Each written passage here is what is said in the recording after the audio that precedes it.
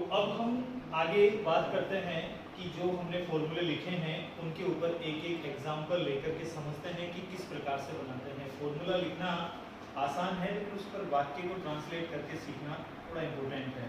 तो अब हम बात करते हैं एक एक simple sentence, negative sentence, interrogative first second और साथ में कुछ और सेंटेंसेस जो बनते हैं उनको भी हम फॉर्मूले के द्वारा ट्रांसलेट करते हैं हिंदी के इंग्लिश सेंटेंस बनाना। तो जैसा कि देख रहे हैं एक सेंटेंस आपके सामने, एक सिंपल सा सेंटेंस देते हैं। धीरे धीरे हम थोड़े हार्ड लेवल के सेंटेंस भी लेंगे, बड़े सेंटेंस भी लेंगे। शुरुआत हम छोटे सेंटेंस से करते हैं। आपके सामने एक सेंटेंस है, राहुल रोजाना अंग्रेजी पढ़ता है। जैसा कि हम बात कर रहे हैं प्रेजेंट इंडेफिनिट की, तो एक बार मैं बेसिक से बता देता हूँ कि जहाँ से हमने शुरुआत की थी कि यहाँ पर हमने देखा इस वाक्य को कि लास्ट में ता है, तो ता है शब्द देखते ही हमने पहचान लिया कि ये प्रेजेंट इंडेफिनिट टेंस का वाक्य है। और प्रेजेंट इंडेफिनिट टेंस का वाक्य है तो पहली पहचान हमारी हो गई कि ये PIT प्रेजेंट इंडेफिनिट टेंस का वाक्य है। दूसरा काम हमारा होता है कि वाक्य को टेंस पहचानने के बाद, वाक्य का जो टेंस पहचान लिया तो वाक्य का टेंस पहचानने के बाद में हम ये पहचानेंगे कि ये वाक्य किस प्रकार का है। ये वाक्य सिंपल है, नेगेटिव है, इंट्रोगेटिव है, या इंट्रोगेटिव में भी किस प्रकार का है ये पहचान हम करते हैं। तो देखा कि राहुल रोजाना अंग्रेजी पढ़ता है, तो इसमें ना तो हमसे कोई क्वेश्चन किया गया है, क्योंकि अगर क्वेश्चन करते तो यहाँ पे क्वेश्चन मार्क आता, तो क्वेश्चन मार्क तो नहीं है, फुल स्टॉप है। तो अब फुल स्टॉप किस किस में आता है, सिंपल में और नेगेटिव में। यहाँ हमने देखा कि इस पूरे वाक्य में कहीं भी हमें नहीं शब्द नहीं दिख रहा है, हिंदी वाक्य में नहीं शब्द नहीं दिख रहा है। तो ये हमारा इस समय सिंपल सेंटेंस हो गया, जिसे हम शॉर्ट में SS लिख सकते हैं। सिंपल सेंटेंस हमने लिख लिया था SS सिंपल सेंटेंस। तो अब तीसरा काम क्या होता है कि हमें दिए गए जो सेंटेंस है उस सेंटेंस को हमें ये पहचानना है कि इसमें जो शब्द हैं वो क्या क्या है, यानी पार्ट्स ऑफ स्पीच के हिसाब से हम देखें तो इसमें हमें ये पहचानना है कि हमारा सब्जेक्ट क्या है, हमारा ऑब्जेक्ट क्या है, हमारी वर्ब क्या है, इसको हमें पहचानना है। यानी SVO। आपको बता दे इंग्लिश का जो बेसिक स्ट्रक्चर होता है वो यही होता है सिंपल सेंटेंस का कि SVO, और S का मतलब है सब्जेक्ट से, V का मतलब वर्ब से, O का मतलब ऑब्जेक्ट से है। तो सब्जेक्ट तो आप पहचान लेंगे, सबसे पहले आप वर्ब को पकड़िए और वर्ब आपको लास्ट में मिल जाएगी। अब इस वर्ब के कार्य को जो करता है, जो भी कार्य हो रहा है, इस कार्य को जो कर रहा है, कार्य को जो करने वाला है, वो व्यक्ति, वो शब्द जो है वो यहाँ पे सब्जेक्ट का काम करेगा। जो कार्य हो रहा है वो वर्ब होगी, और इस वर्ब के द्वारा सब्जेक्ट जिसको पसंद करता है वो ऑब्जेक्ट होगा, जिसको हम पहचान लेते हैं। और इनके अलावा जो भी हमारा शब्द होगा वो हमारा अदर वर्ड होगा, OW होगा, जिसे हमने फॉर्मूले में OW लिखा है। तो अब इसको देखते हैं। सिंपल सेंटेंस हमारा फॉर्मूला क्या था। सिंपल सेंटेंस में हमने लिखा था कि सबसे पहले सब्जेक्ट होगा, फिर V1 होगा, या V1 में S या S के साथ में ES भी हो सकता है, और इसके बाद में हमने ऑब्जेक्ट रखा, और ऑब्जेक्ट के बाद में अदर वर्ड रखा, इसके बाद में फुल स्टॉप। अब हमने देखा यहाँ पे सबसे पहले कार्य हो रहा है पढ़ने का, कौन पढ़ता है, राहुल। तो ये हो गया राहुल हमारा सब्जेक्ट, काम हो रहा है पढ़ने का, तो ये हो गई हमारी वर्ब। और अब इस वर्ब के माध्यम से राहुल क्या पसंद करता है, पढ़ने का काम क्या है, तो किसको पढ़ता है, यहाँ पे अंग्रेजी को। तो यहाँ अंग्रेजी जो है वो हमारा ऑब्जेक्ट है। और अब जब सब्जेक्ट मिल गया, वर्ब मिल गई, ऑब्जेक्ट मिल गया, तो बाकी बचा वो सब क्या है, OW है, जिसे हम लास्ट में रख देंगे। तो ऐसे में हम इसका ट्रांसलेशन करते हैं। तो सबसे पहले सब्जेक्ट आ जाएगा हमारा राहुल। राहुल के बाद में हमें या तो V1 लगानी है या V1 में S या ES, और ये सीधा सा डिपेंड करता है सब्जेक्ट पर। सब्जेक्ट को देखें तो सब्जेक्ट अभी राहुल है, राहुल एक सिंगुलर सब्जेक्ट है, और सिंगुलर सब्जेक्ट के साथ हमारी कंडीशन थी कि आप वर्ब की फर्स्ट फॉर्म में S या ES लगाएंगे, और उसका भी रूल हमने पढ़ा था। पढ़ने को कहते हैं रीड, तो रीड के अंदर हमारा रूल लगता है कि अगर SSSEH अगर इनमें से हो तो उनमें ES जोड़ते थे और बाकी में सब में S जोड़ते थे। तो यहाँ कोई भी कंडीशन नहीं है, S लगेगा। तो ऐसे में हमने लिख दिया इसमें रीड्स, और रीड्स के बाद में ऑब्जेक्ट क्या है, अंग्रेजी, तो अंग्रेजी एक सब्जेक्ट है तो इंग्लिश, यहाँ कैपिटल लेटर्स लिखेंगे ई को, और बाद में लास्ट में जो OW बचा वो है रोजाना, तो रोजाना को बोलते हैं डेली। तो इस प्रकार से हमारा इंग्लिश सेंटेंस बन गया, Rahul reads English daily, Rahul अंग्रेजी रोजाना पढ़ता है। ये हो गया सिंपल। इसी सेंटेंस का अगर हम नेगेटिव बनाएं इसी का, तो हम हिंदी में क्या करेंगे, हिंदी वाले वाक्य में राहुल रोजाना अंग्रेजी पढ़ता है, इस वाक्य में थोड़ा सा चेंज कर देते हैं। एक बार हम इसमें थोड़ा सा चेंज कर देते हैं, इसी वाक्य के हम सारे प्रकार के सेंटेंस बनाएंगे। तो इसमें हमने अंग्रेजी पढ़ता है, इस शब्द में अगर हम ये लिख दे कि राहुल रोजाना अंग्रेजी नहीं पढ़ता है, अगर इसको ऐसा कर दे तो यहाँ पे वाक्य देखो वही कहा है, पहचान हमने कर ली, और पहचान करने के बाद में हमने देखा कि लास्ट में फुल स्टॉप है हिंदी वाला, लेकिन वाक्य के अंदर नहीं आ गया, और नहीं आने का मतलब ये नेगेटिव सेंटेंस। तो नेगेटिव सेंटेंस का हमारा फॉर्मूला है नंबर 2 पे हम बात करेंगे NS यानी नेगेटिव सेंटेंस, और नेगेटिव सेंटेंस में हमारा फॉर्मूला था सब्जेक्ट, फिर यहाँ पे हम लिखेंगे हेल्पिंग वर्ब, हेल्पिंग वर्ब में हमारी 2 है, या तो डू या डज, उसके बाद में वर्ब की फर्स्ट फॉर्म यानी मैन वर्ब लगाते हैं, और मैन वर्ब की अभी फर्स्ट फॉर्म चलेगी, फिर ऑब्जेक्ट, ऑब्जेक्ट के बाद में अदर वर्ब, और ये हमारा फुल स्टॉप। तो अब इसके हिसाब से हमें ये तो पता है कि सब्जेक्ट कौन है, अदर वर्ड क्या है, ऑब्जेक्ट क्या है, बस एक नया शब्द आया है वो है नहीं। तो ये नहीं कहाँ जुड़ेगा, ये नहीं जुड़ेगा हमारी हेल्पिंग वर्ब में, और हेल्पिंग वर्ब जो है हमारी डू है या डज है। तो जैसा कि हम सबसे पहले रखते हैं सब्जेक्ट, आप सबको पता है राहुल आ गया, राहुल के बाद में इनमें से एक लेनी है, अगर हेल्पिंग वर्ब 3 है तो भी हमें एक लेनी है, तो यहाँ पर 2 है तो एक लेनी है, तो डू आई है डज, इसके लिए नियम था हमारा कि सिंगुलर सब्जेक्ट के साथ डज लगती है, तो हम यहाँ पे उठा के इसको रख देंगे डज। डज के बाद में हमने जो फॉर्मूला लिखा है उसमें मिस्टेक है थोड़ी, यहाँ पे नोट लगेगा हेल्पिंग वर्ब के बाद में नोट, और नोट के बाद में मैन वर्ब की फर्स्ट फॉर्म आएगी, और फिर ऑब्जेक्ट आएगा, और फिर यहाँ पे अदर वर्ड, और ये फुल स्टॉप। तो यहाँ पे हमें लगाना है हेल्पिंग वर्ब के बाद में क्या है नोट, तो नोट यहाँ जोड़ेंगे, और नोट के बाद में वर्ब की फर्स्ट फॉर्म, जैसा कि पहले भी रीड था, तो अभी यहाँ पे ये रीड आ जाएगा, और रीड के बाद में किसको पढ़ता है, तो ऑब्जेक्ट अपना वैसे के वैसे, ये यहाँ पे इंग्लिश का इंग्लिश रहेगा, और लास्ट में कोई चेंज होगा नहीं, तो ये डेली ऐसे कैसा रहेगा। तो अब हमारा वाक्य बन गया कि Rahul does not read English daily, यानी हिंदी में बोले तो क्या हुआ कि राहुल रोजाना अंग्रेजी नहीं पढ़ता है। ये हो गया दूसरे प्रकार का सेंटेंस।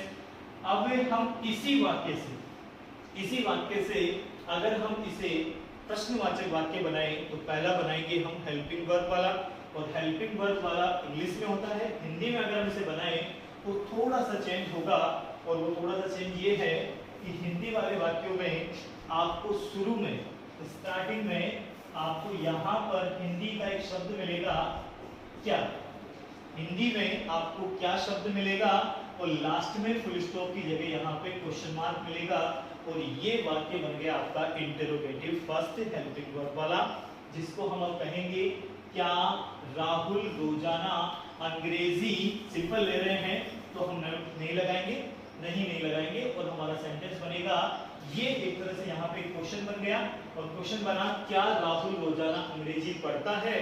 तो ऐसे में हमारे सामने एक क्वेश्चन बना, और आपको बता दे ऐसे जो प्रश्न होते हैं इनका आंसर यस या नो में दिया जाता है, जो हम आगे चर्चा करेंगे, अभी सिर्फ हम इसका ट्रांसलेशन कर रहे हैं।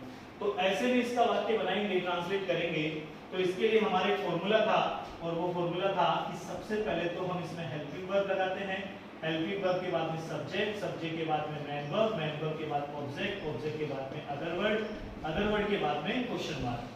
तो हमें पता है कि हमारा जो टेंस चल रहा है प्रेजेंट इंडेफिनिट, उसमें हेल्पिंग वर्ब आती है या तो डू या डज। सब्जेक्ट हम पहचान कर लेते हैं, मैन वर्ब की बात है, तो अब बाकी जो वाक्य होते हैं सिंपल को छोड़कर उनमें वर्ब की फर्स्ट फॉर्म ही आती है, वर्ब के फर्स्ट फॉर्म के बाद ऑब्जेक्ट अपनी जगह रहेगा, अदर वर्ड अपनी जगह रहेगा, और लास्ट में क्वेश्चन मार्क लग जाएगा। तो अब इस वाक्य को बनाएं तो कुछ नया नहीं है, यहाँ पर ये जो क्या शब्द है इसको देख करके हम वाक्य के शुरू में हेल्पिंग वर्ब लगाते हैं और लास्ट में क्वेश्चन मार्क पहले की तरह रहेगा। तो ऐसे में यहाँ पर हम डू लगाए या डज लगाए, इसका कंडीशन क्या थी कि हेल्पिंग वर्ब सब्जेक्ट के हिसाब से, सब्जेक्ट हमारा कौन है अभी भी, राहुल।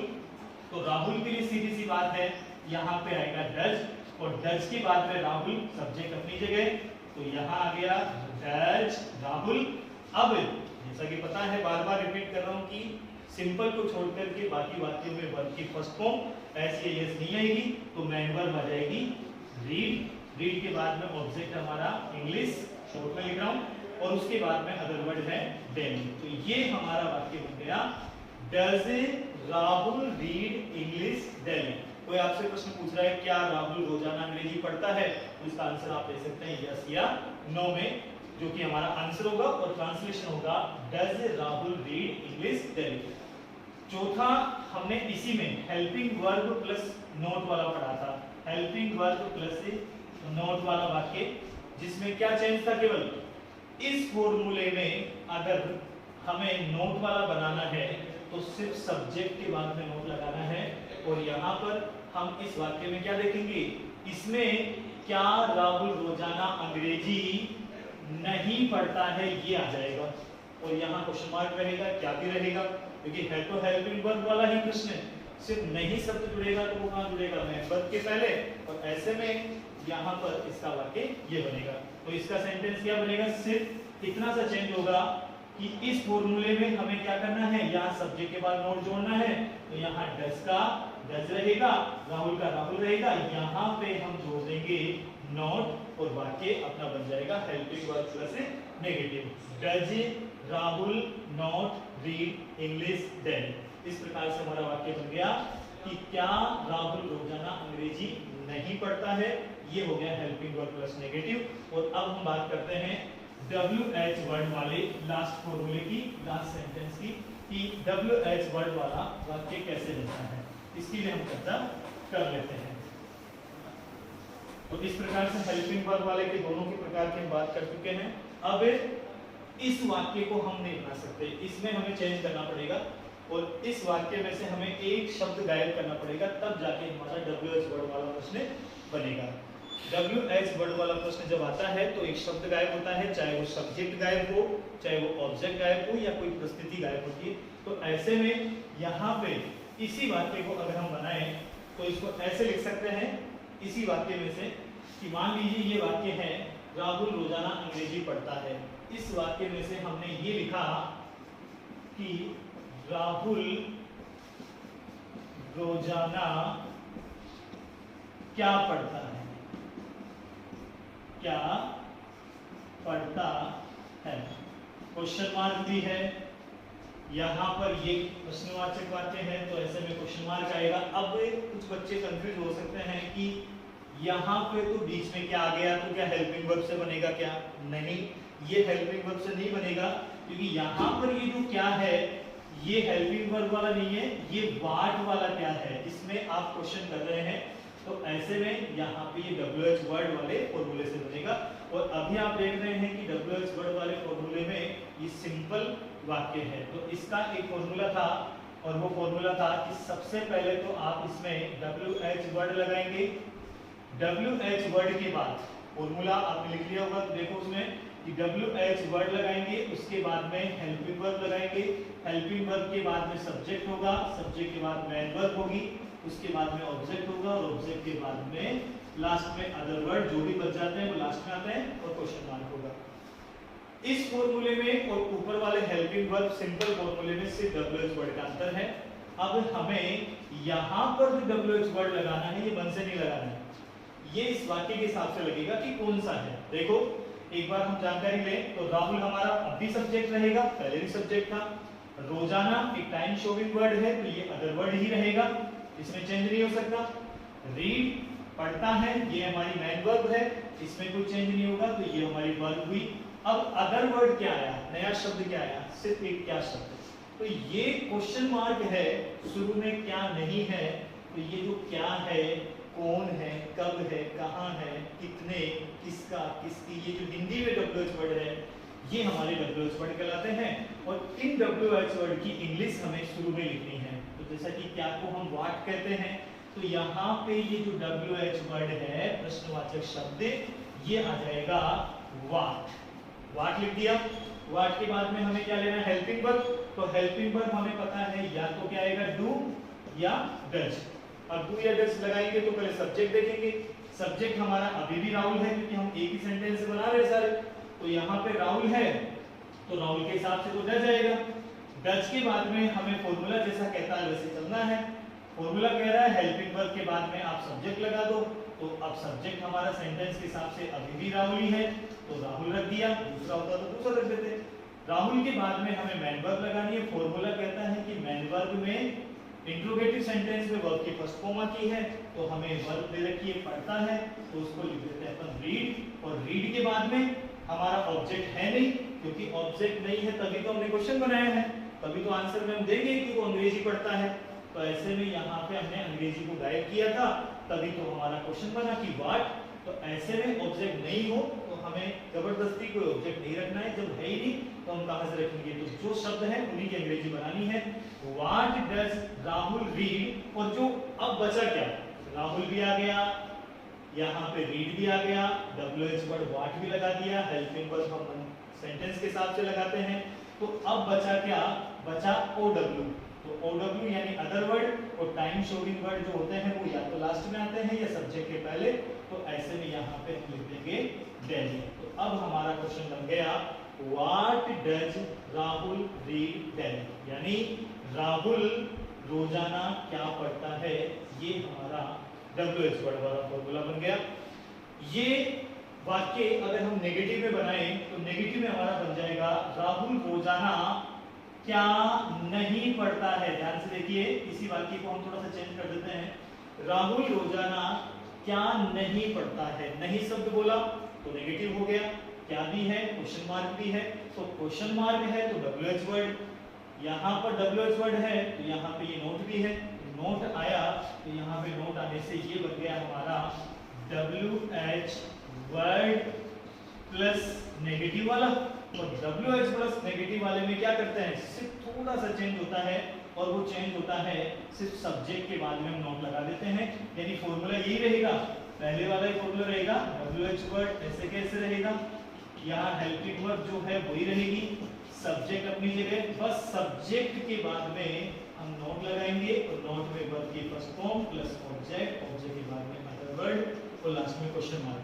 अब यहाँ पे इस वाक्य को हमने बोला राहुल रोजाना क्या नहीं पढ़ता है। तो क्या नहीं पढ़ता है तो WH वर्ड वैसे के वैसे, व्हाट के बाद में हेल्पिंग वर्ब अपना डज के बाद में अपना सब्जेक्ट रहेगा राहुल, और राहुल के बाद में फॉर्मूला कह रहा है नोट, तो यहाँ पे हो जाएगा नोट के बाद में वही वर्ब की फर्स्ट फॉर्म रीड, ऑब्जेक्ट था नहीं हमारा, अदर वर्ड रहेगा डेली, तो ये हमारा क्वेश्चन मार्क। तो अब हमारे वाक्य में ऊपर वाले में इसमें अंतर देखो, इसमें और इसमें अंतर है सिर्फ नोट का, क्योंकि ऊपर यहाँ नहीं था और यहाँ पे नहीं है तो नोट लगाएंगे। तो इस प्रकार से बन गया कि what does Rahul not read daily.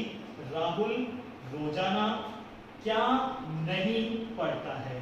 और इस प्रकार से हमने प्रेजेंट इंडेफिनिट के सिंपल, नेगेटिव, इंट्रोगेटिव फर्स्ट यानी helping verb, interrogative helping verb plus negative interrogative second यानी WH वर्ड में भी सिंपल और WH वर्ड का नेगेटिव, ये सेंटेंस हमने बनाए हैं। और भी प्रैक्टिस करेंगे, आप भी प्रैक्टिस करेंगे। एक क्वेश्चन और बनता है लास्ट अगर हम बात करें, क्योंकि हमने कहा कि WH वर्ड वाला जो प्रश्न बनता है तो WH वर्ड वाला प्रश्न या तो ऑब्जेक्ट को गायब करने से बनता है। अगर आप इसी वाक्य को सब्जेक्ट से गायब करके बनाएंगे, सब्जेक्ट को गायब करेंगे या सब्जेक्ट को थोड़ा सा हाइड कर देंगे इसमें, तो आपका प्रश्न जो है वो WH वर्ड ही है, लेकिन वो है यहाँ पे हु।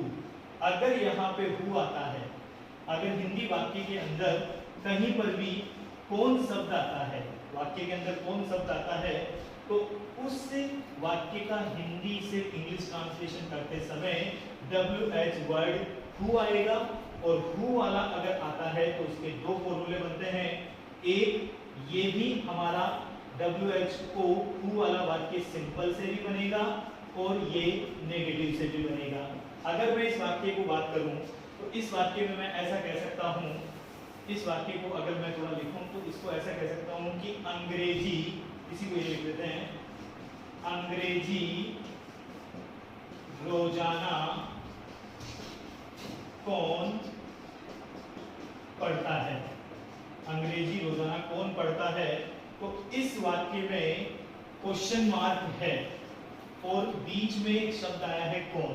तो ऐसे में यहाँ पर कौन कब आएगा, कौन तब आता है जब उस वाक्य में सब्जेक्ट दिखाई नहीं देता है। तो ऐसे में यहाँ पर जो फॉर्मूला होगा वो फॉर्मूला होगा, क्योंकि नहीं है और सिंपल है, क्वेश्चन मार्क भी है, WH वर्ड, यहाँ पे लास्ट में साइन भी है, तो ऐसे में इसका फॉर्मूला बनेगा हु प्लस वर्ब की फर्स्ट फॉर्म प्लस एस या ईएस, या तो वर्ब की फर्स्ट फॉर्म आएगी या वर्ब की फर्स्ट फॉर्म में एस या ईएस आएगा, और उसके बाद में मेंबर जो है हमने लिख दिए यहाँ पे, ऑब्जेक्ट यहाँ पे, और उसके बाद में अदर वर्ड। अब आप देख रहे होंगे कि इसमें हु नहीं, सब्जेक्ट नहीं है, सब्जेक्ट नहीं है, क्यों नहीं है सब्जेक्ट, क्योंकि सब्जेक्ट इसमें छिपा हुआ है। तो ऐसे में ये जो सब्जेक्ट की जगह आया है वो है हु, तो हु ऐसे कैसे रहेगा।